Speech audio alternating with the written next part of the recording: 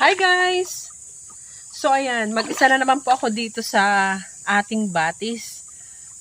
Dahil marami nga tayong labahan tuwing linggo, kaya isang linggo ang labahan po namin 2 sako.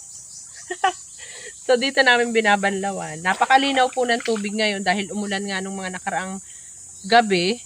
Kaya malinis po ngayon yung tubig, yung daloy ng tubig. Ang ganda. Kaya ang sarap talagang maglaba dito. At syempre, dahil nga medyo malayo-layo na to sa kabihasnan, nasa bundok na po kami. So, konti lang din yung pumupuntang tao. Kaya siguradong dun sa bandang taas, wala na dong mga tao. Malinis na pong pumupunta dito yung mga tubig. At ang maririnig mo lang hapla dito, ayan, mga kuliglig, huni ng ibon, yung mga kantahan nila. Tsaka, agos nitong tubig. Di ba napakatahimik? Pag nandito po tayo sa mga ganitong lugar, marerelax ka talaga. Wala kang iisipin na kung ano-ano. Yan, di ba? Ang daming mga ibon. Kasi nga, dahil napakarami pong puno, ayan o, ang dami-daming puno. Ito pong ating batis o itong ating sapa. Nakukubkuban po yan ng pag ganun yung mga puno. Yan. Kaya kahit tanghaling tapat, konti lang yung sikat ng araw na pumupunta dito.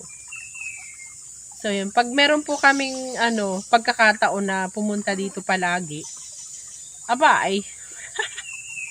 ayaw mo bang ma-relax? Yung mga gusto pong ma-relax, tara dito, punta kayo dito sa amin. Dahil talaga namang wala ka nang iisipin pa. Yung pong mga ulam natin dito, makukuha lang natin dyan sa tabi-tabi. Marami dyang mga gabi, marami dyang mga lubi-lubi, yung mga basta lang dyan natubo. Tapos syempre, ginataan, gagataan natin yun. Yung nyog, ay di nandyan lang din. Mahihingi lang natin yun sa kapitbahay. Diba? So, ganun po kasimple, ganun kapayak, ganun kasarap mamuhay dito sa probinsya. Kasi, napaka-fresh po ng air, ng hangin. Walang kapulupulusyon kasi tingnan mo naman, oh. Ang daming nagsasala. Wala ditong mga usok. Walang kung anong, diba? Walang sasakyan. Ang maririnig mo lang nga, yung huni ng kuliglig. Yung huni ng mga ibon na nagkakantahan. So, yan.